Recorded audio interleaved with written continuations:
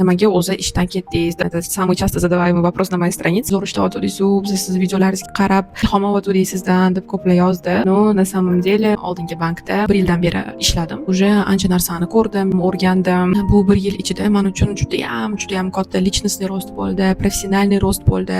Oldingi ish joyimga judayam minnatdorman. Judayam ko'p odamlar bilan tanishdim. Blogerlardan tortib, zampriet председательlargacha o'zimiz sohamda marketingda ancha katta ekspertizaga ega bo'ldim. На самом деле ketganimning qanaqadir bitta sababi yo'q. Это, наверное, bo'sh har xil sabablarni savokupnosti. Menga juda ham yaxshi offer kelib qoldi boshqa kompaniyadan.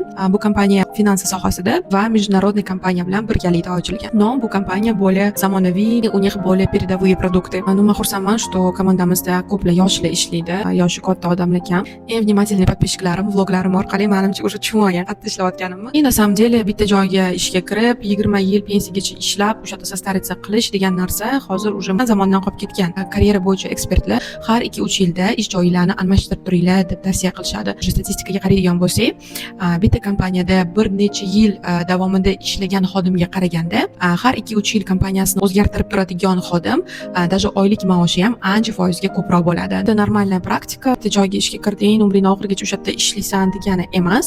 Постоянно biz o'zimizning ustimizda rivojlanishimiz kerak, yangi narsani o'rganishimiz kerak. Даже ekspertlar ham aytadi, hozir ishlayotgan rolingizda, joyingizda siz 80% ni bilishingiz kerak qilayotgan ishingizni, lekin 20% sizga yengillik bo'lishi kerak, чтобы siz har doim yangi narsani o'rganib borishingiz uchun, bitta joyda stak bo'lib qolmasligingiz uchun. Xudoga shukr, hozir o'zimga yoqadigan, o'zimning qadriyatlarimga, intereslarimga to'g'ri keladigan joyni topdim deb o'ylayman. Hali kompaniyani nomini sizlarga aytdimmi, yo'qmi deb o'ylab yuraman. Ko'z tegmasin deb aytmayaptim. Agar qayerda ishlayotganimni, kompaniyani nomini bilmoqchi bo'lsanglar, shu postda tagida 100 ta kommentariy yozsa, обязательно aytaman.